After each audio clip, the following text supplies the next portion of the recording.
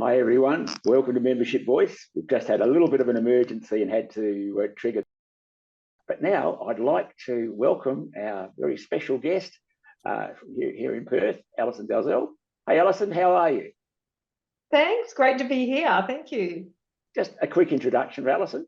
Alison is a passionate Rotarian. She began her Rotary journey, what was it, 19 years ago with the Rotary Club of Wellington, the one in New Zealand.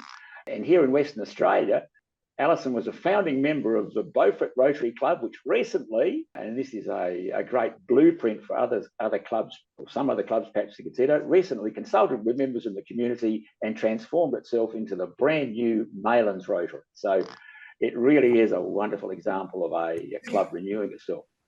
By way of background, Alison is an economist, strategist and futurist. Her company, Localise, is specialised in strategic planning for local government, and she's an engaging and effective facilitator with a large array of tools and techniques, and I can vouch for that. Now, Alison has made a significant contribution to the design of the RCL role concept and related learning and development. She's also welcome to talk as a Rotary community leader here in Western Australia. But without any further ado, over to you please, Alison.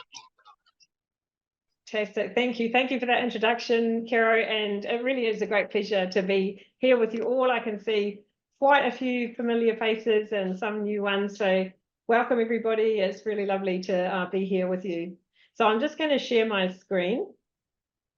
Let me get that up. All right, so look, the intention of this session is to shed light on the Rotary community groups and the growth plans. And this may be new to some of you, possibly not. Maybe some of you have some knowledge already or a lot of knowledge already. So wherever you are, if you want to find out more, then you're in the right place. What we're going to cover today is a very brief romp through the steps that got us here. And I know that quite a few of you are familiar with this, so it'll just be a refresher. But for some of you, you may not know all the steps that occurred before you got involved. So I'm just going to romp through those.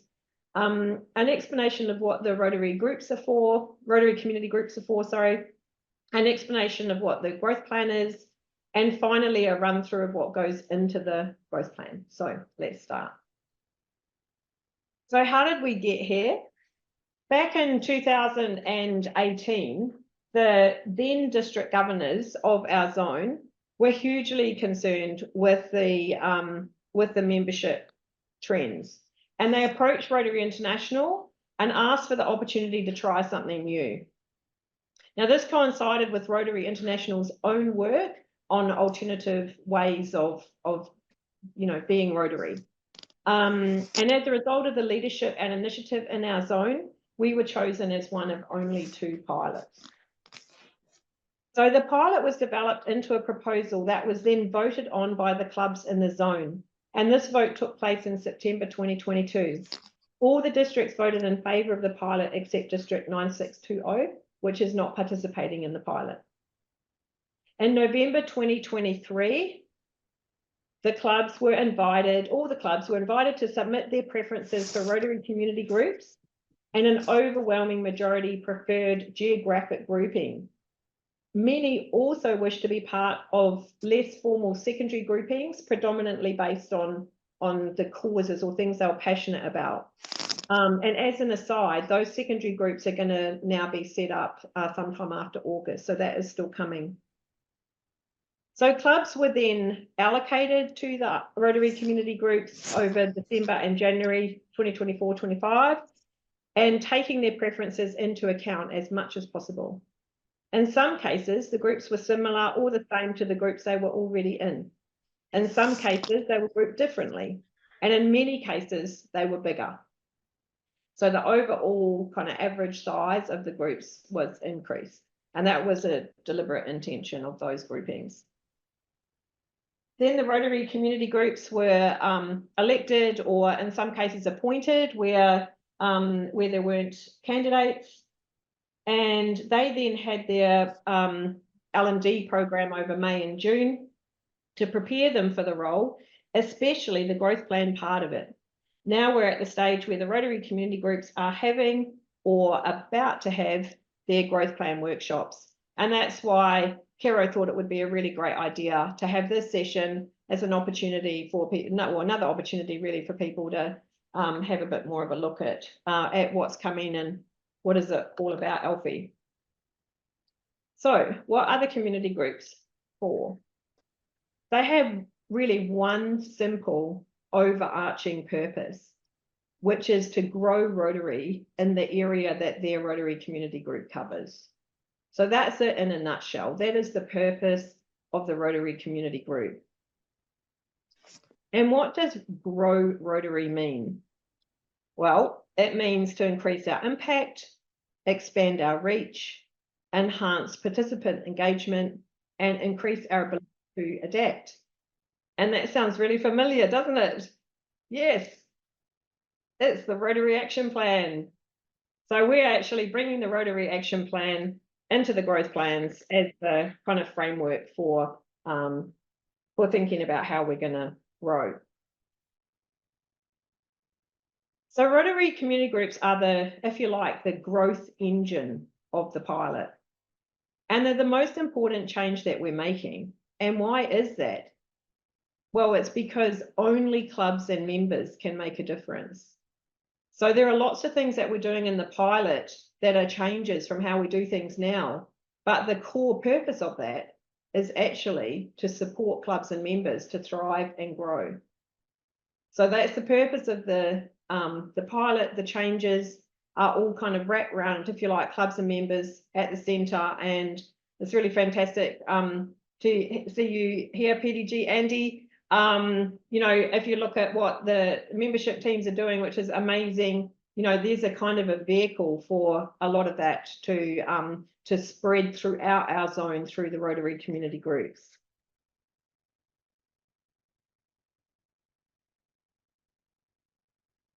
So what is a growth plan? It's a plan to grow Rotary in the area covered by the Rotary community group, because it won't grow itself.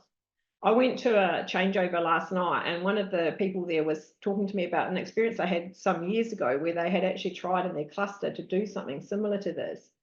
And it didn't really work, because it was just like the idea that they came together and collaborated on something that then that would just somehow turn into something, and it didn't, and there wasn't really a methodology behind it. So that's one of the differences of the Rotary community groups and the Rotary and the RCG growth plans, is that there is a methodology and a mechanism behind it to have that idea actually turn into something that is a growth engine for that group. So what does it consist of? So part A is 1 or 2 projects to increase impact and reach in collaboration. And the intent behind this is really an instant boost of numbers and energy. And I just saw some photographs from one of the first growth plan workshops that's taken place in the zone. And it was just amazing. You could actually, just from the photos, you could kind of see the energy in the room, the numbers of people that were there, the energy in the room. And as I was saying earlier, you've got to have something that takes that forward into something that makes a difference ongoing. It can't just be a one-off amazing inspiring workshop. I mean, hands up if you've ever been to a one-off amazing inspiring workshop that didn't go anywhere. Yeah, right. Probably all of us, right? So that's the first one, is 1 or 2 projects to increase impact and reach in collaboration. And we're really looking for something that will be very visible in the community, something that will engage more community members, something that will give that kind of that profile, and also an ability to show the sort of impact that Rotary can and does have, and also as an attraction thing. But part B, if anything is more important. Part A, if you like, is almost a Trojan horse for part B, because part B is where each club in that Rotary community group gets to look at that achievable vision, something they've all designed and created for themselves. No one's told them this is what they should do, this is what you have to do. It's a facilitated process, but it's not a command process. They're choosing their own adventure, and they're choosing it, and they're saying, well, you know, if we're going to do this, what does my club need to develop itself in to contribute to that being successful, but also for it to benefit my club in terms of you know, growth and vitality and member engagement and all those things. And so, for example, a club might look at that project and go, oh, holy crap, that might actually work. What say people start getting interested in my club? They come and visit my club. What sort of experience are they going to have? How welcoming are we? Now, for a lot of clubs, the answer to that will be, yep, no, we've got that nailed. But for some clubs, they'll be going, well, really, this might actually work. And we might actually want to create a better experience for prospective members than what we're creating now. Or perhaps someone might go, you know, if I look at my club, we don't really have a great tradition of engaging our club members in the priorities of our club or the projects that we're doing. Like, if this is going to really work and we're going to really contribute to this, then we probably need to do something about that. And what we're anticipating will happen is that in that wider RCG, there'll be other clubs that are facing the same issues. So there might be 2 or 3 that want to work on the new, you know, the prospective member experience. There might be 2 or 3 that want to work on member engagement. There might be 2 or 3 that want to work on how they promote themselves in the community or whatever it might be. And those projects also go into the growth plan, and then they pull towards them the support and resources that will help them with those specific things that they are choosing to develop. And again, that's where we're anticipating the resources, amazing resources and programs being developed within the membership team will be able to be drawn in to clubs through that demand and appetite that they will be growing for themselves. It's not because somebody else is saying, you must modernize, you must do this, you know, doom and gloom, we've got to fix something, something's wrong. It's much more, this is our vision, this is where we want to go with it, what will it take? And pulling it towards them from that perspective. So as I said, where 2 or more have the same development issue, they'll work on it together and then bring in specialist support to help them with that particular issue, whatever it is. So importantly, it's the Rotary community groups and the clubs that lead this. Nothing happens that is not chosen by the Rotary community groups and individual clubs.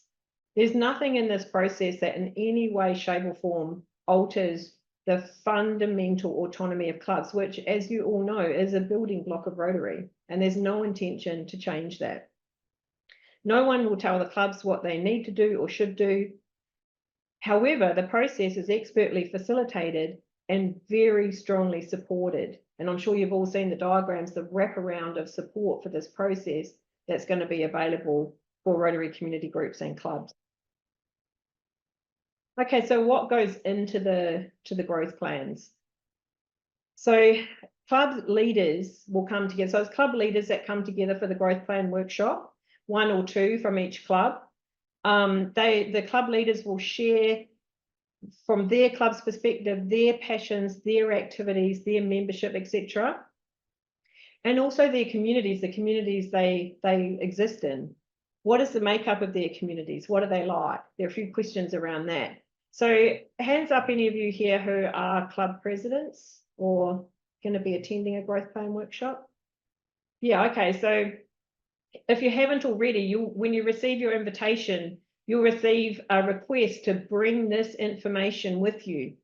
And that's the reason, because it's going to be a vital kind of input into the club, sharing together and really discovering what's going on with the clubs in their RCG and the communities that those clubs are serving as a whole. So they'll kind of put that together into a kind of a visual database, if you like, to draw on for the growth plan workshop. They'll look at Rotary gaps, possible new Rotary options that may be possible there, and that information, it's intended that information will be passed back to the membership team, who are looking at things like where can we start more satellite clubs or Rotaract clubs or new Rotary clubs or whatever it might be. And then how do they want to increase impact and reach? And there's a whole kind of process, brainstorming process around that, and then ultimately a process to select the ones that they're going to run with. Then for the part, so that's for the part A, then for the part B, what club development issues will the peers or small groups work on together? And then, importantly, the draft growth plan goes back to clubs before it is ratified. So the clubs themselves have to ratify the growth plan. The plan won't proceed without club support. So even the club leaders aren't going to be able to just go back and say, right, this is it. You know, this is what we're going to do. No, it has to engage. It has to engage the club membership, and it has to engage them in how they want to go forward. And if they don't support it, then it's back. Basically the growth plan group, the Rotary community group will come back together. The leadership group will come back together and have another look. They'll revisit. So there's a provision to have at least one more round before it goes back to the clubs, hopefully at this point for final ratification once they've had all that member input.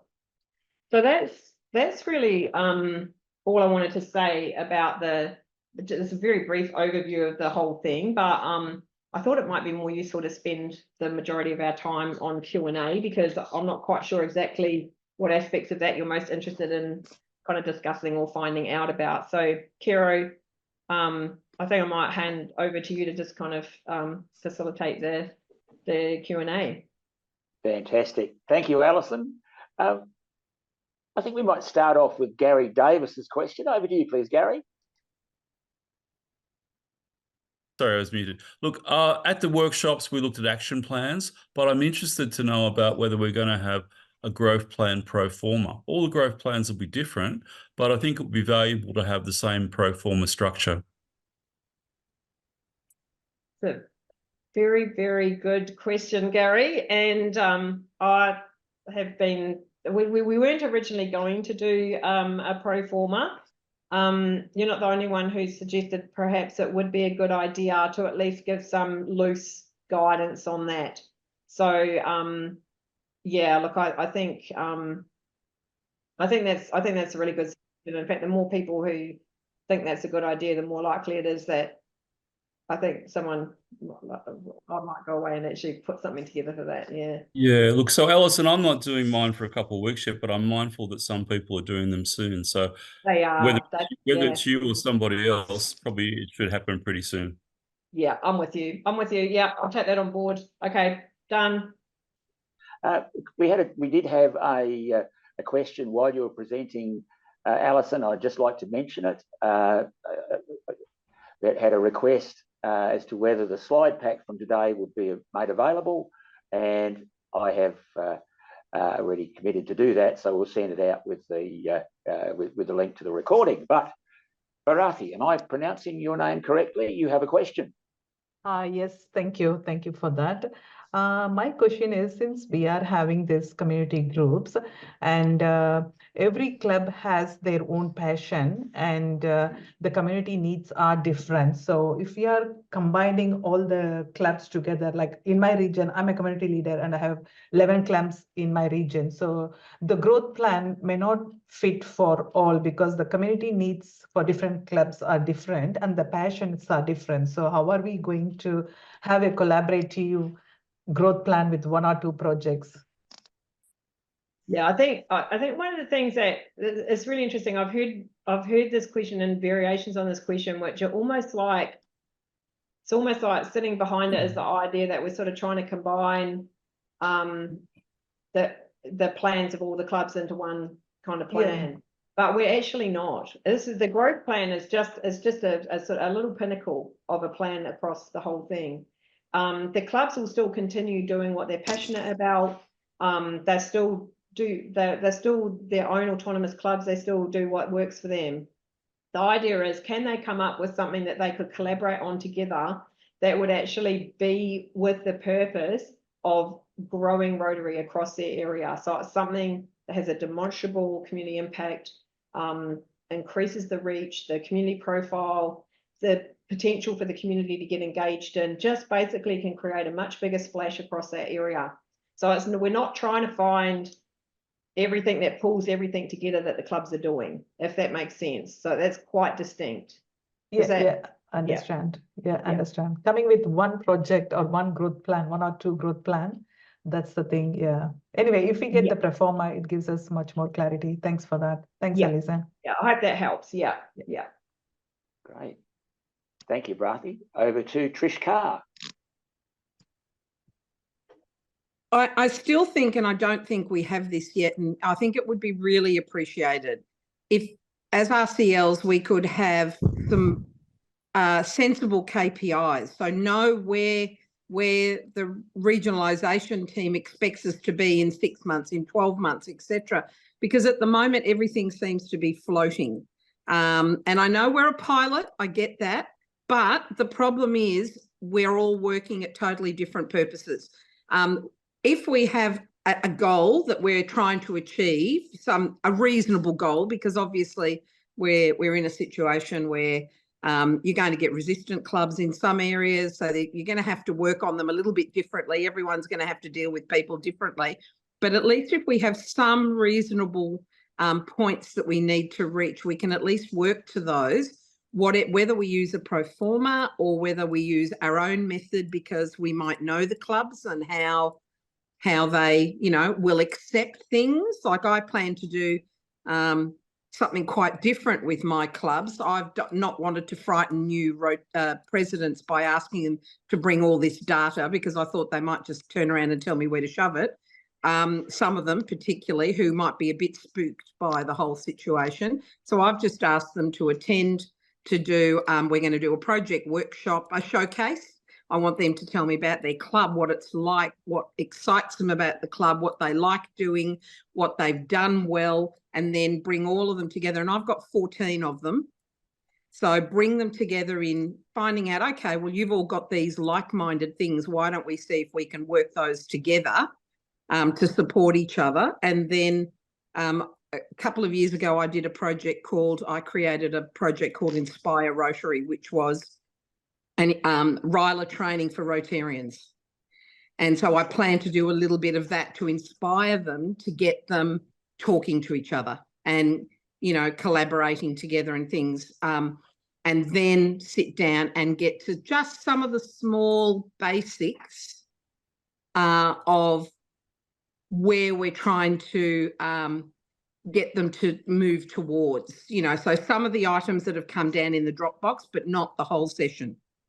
So I just think we need two things. We need to know, one, we need to know the specialists, because I've not received anything. So I can't even offer them a specialist because I don't know who they are. Secondly, we need to have some KPIs as to what the expectations are, where we should all try to head. And probably who we're actually, because I actually found some of the documentation quite contradictory. In one sense, it says we're not reporting to the RCN, but in another section, the RCN is going to report on our behalf. So we need to report to them for them to know what we want or what we need. So I'm just a little confused still. There's quite a bit in there, Trish. Sorry. That's all right. That's all right. Look, I just, in terms of the workshop format, it's really interesting. Like I hear what you're describing, and can I say I've been to multiple cluster meetings exactly like that, and I think that those kind of cluster meetings, they're great. They feel good. People get a chance to really showcase, as you say, themselves.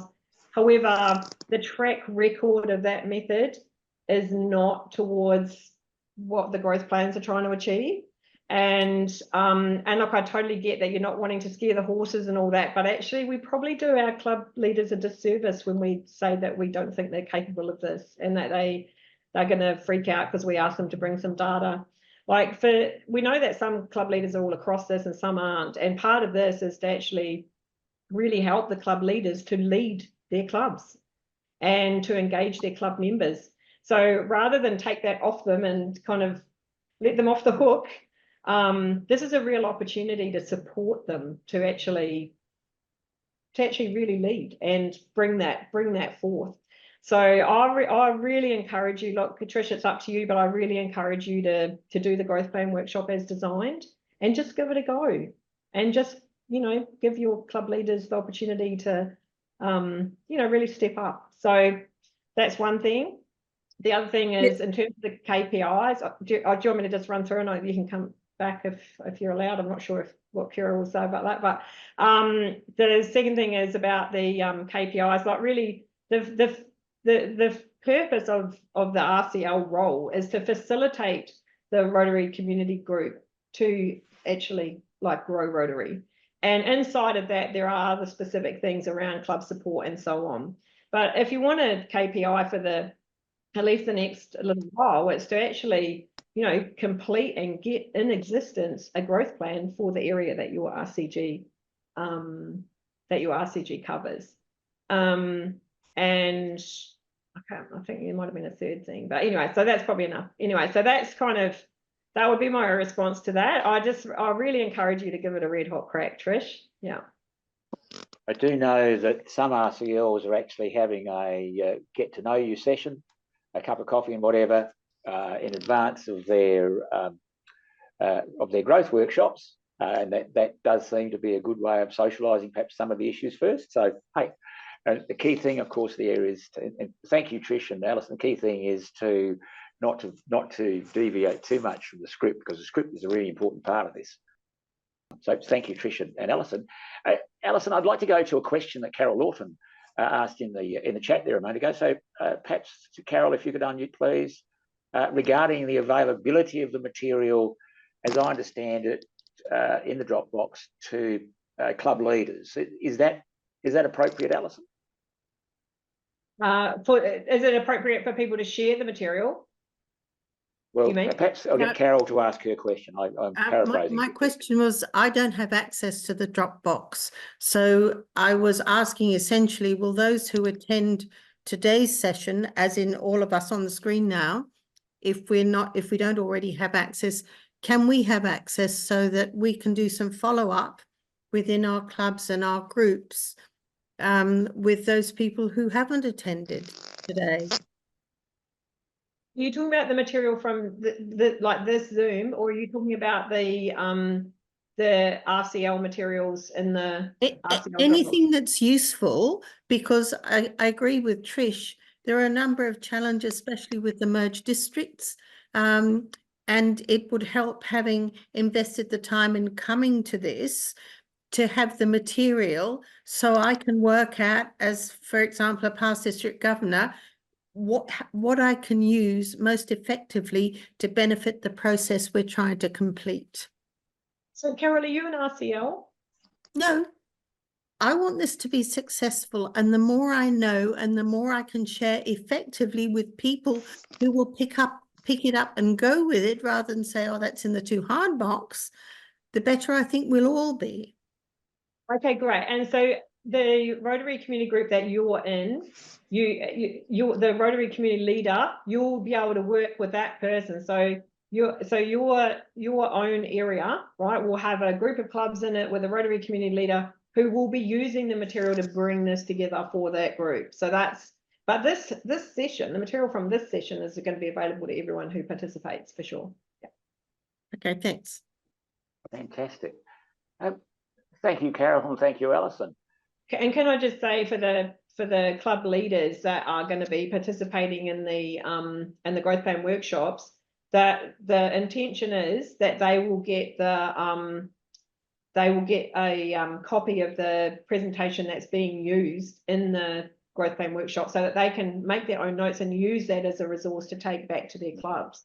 So that material will flow through to clubs and members. Absolutely. Yeah. Fantastic. Thank you, Alison. And Di Clements has a question. Thanks, Kero. Hello, everybody. I guess I just want to give a good news story. And the good news story is, and I see Linda online here at the moment.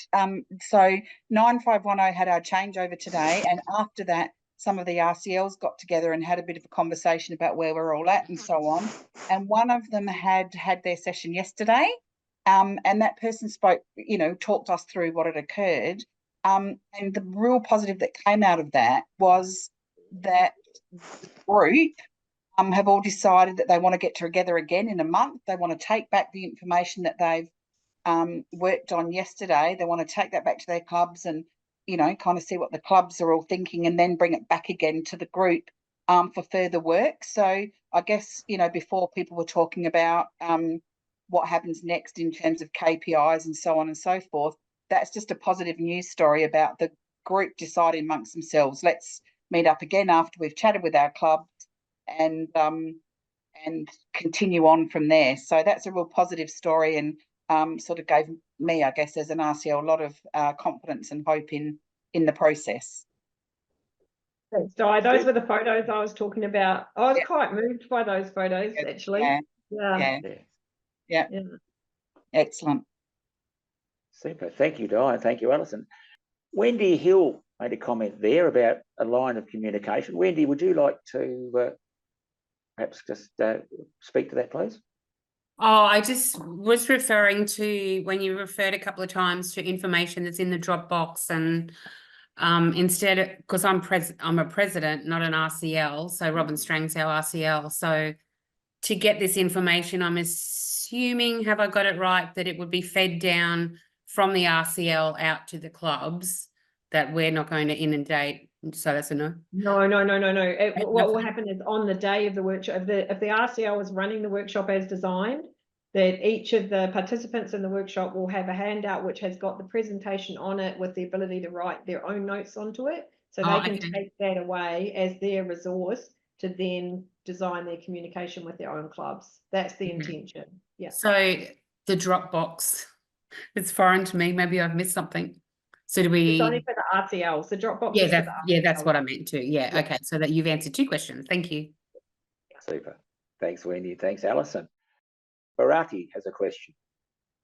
Sorry, again, I have another question. So this growth plan, this workshop, is it a mandatory for all clubs to attend? And would clubs be notified from regionalization team that the growth plan they have to attend?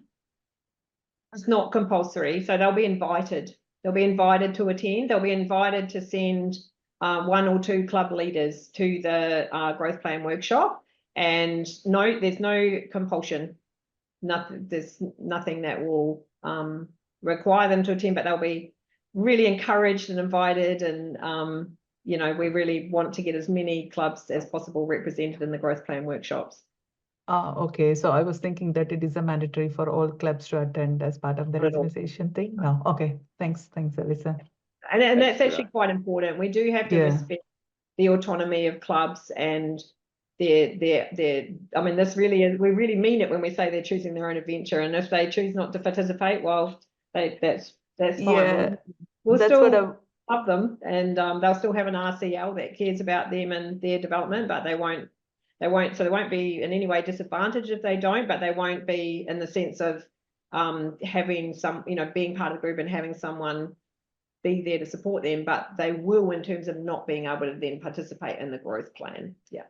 Yeah, would it be if the regionalization team sends the message to the clubs or the club members the significance of this growth plan, then it would be benefit for the RCL once we start the communication, so they know already that it is important for them to attend and what is the significance of attending that. So it will add a weightage if the regionalization team could send an email or to the presidents or the clubs or club members. So I think that will have some value addition.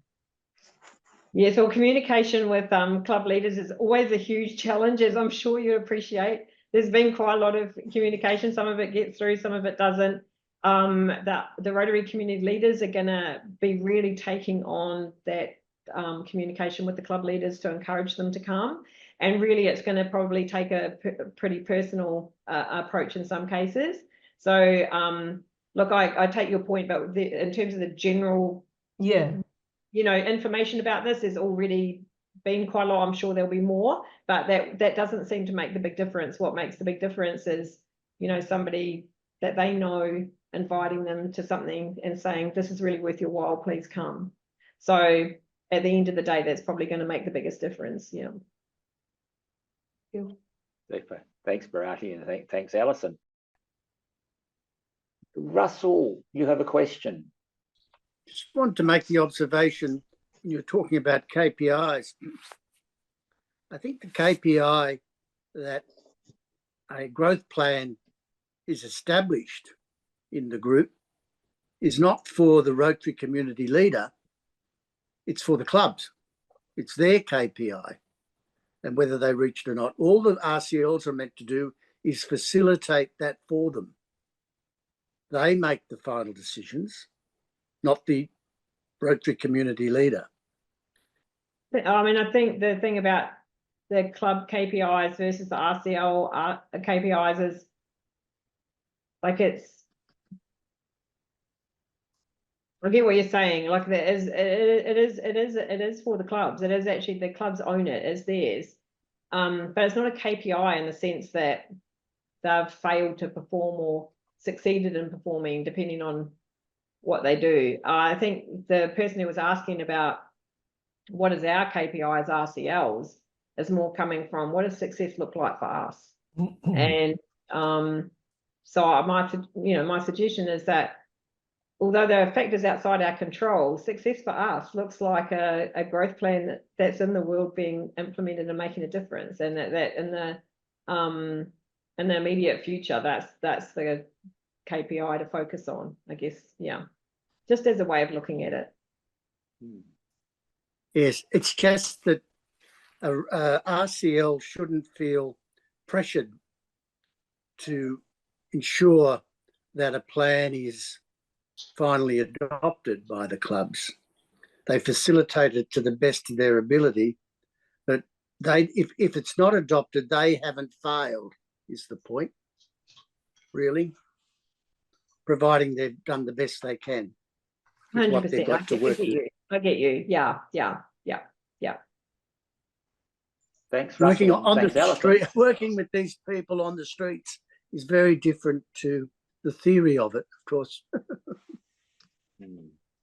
Yeah, we hear you, Russell. This stage, I'll go over to District Governor-elect / RCL Ringa for his question. Good evening, everyone. First of all, congratulations, Alison and team, for your hard work.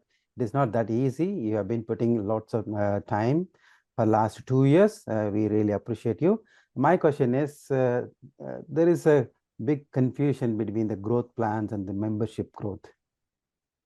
And when we talk, previously we talk about the membership growth, and suddenly we move the gear towards the growth plan and how we want to communicate to the clubs. This plan means that a combined project or a group of the club to join together and organize a plan, organize a joint project. From there, we can create an awareness to the community. From there, we are going to get the membership. Is it what you want to do? Because that one word is always creating a trouble. Membership is membership. It is not a growth plan, membership growth plan, or project growth plan, or club growth plan. It should be very clear, crystal clear, so that the communication will go to the clubs very in the neat and clean way. Look, I think if there's any doubt in anyone's mind, go back to those 4 things from the, when I said what does it mean to grow? It's those 4 things. That's what it means to grow. We're using the same things as increasing our impact, increasing our reach, increasing participant engagement, and increasing our ability to adapt. So all those aspects of growth that you referred to, they're all included, 100%. Yeah. So if anyone's in any doubt, just go back to that. That's what we're using as the kind of framework. Yeah. Thank you, Alison. Thanks, Ringa. Thanks, Alison. David Barton. We've got 1 minute left. Yep. Just very briefly, going back on Russell's question, we're actually going to have a coffee and cake morning on Saturday with our presidents, so that they can decide when they want to have their workshop and how they want to have their workshop and where they want to have their workshop, and also what they want to have within it. So we have a limited budget, so they can dictate how they want to actually have that. So Russell, why don't you go back and talk to your presidents, let them make some decisions for you if you think it's out of reach. That's what I'm going to do. Super. Thank you, Alison. Thank you, David. Alison, did you want to comment on that? Oh, no, I think there's quite a few RCLs I know that are doing things to engage, like a pre-engagement kind of thing. I think that's fine. I'm not going to do that with mine, but you know, I think there's quite a lot of flexibility in how you do this. So, you know, I think it's great to hear the examples of how people are going about it.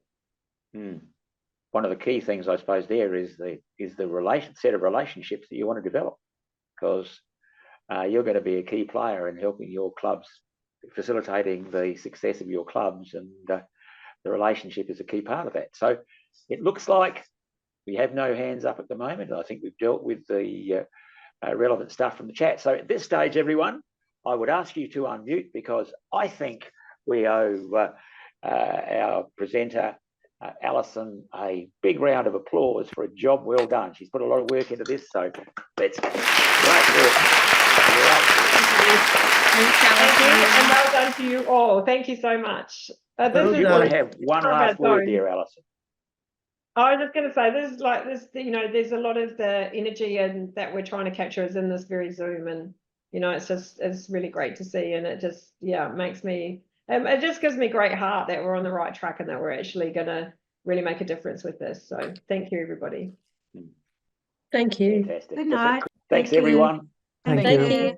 Thank you. you. Bye. Good Thanks, night. thanks, Bye-bye. Karen. Thanks, Bye, Alan. all.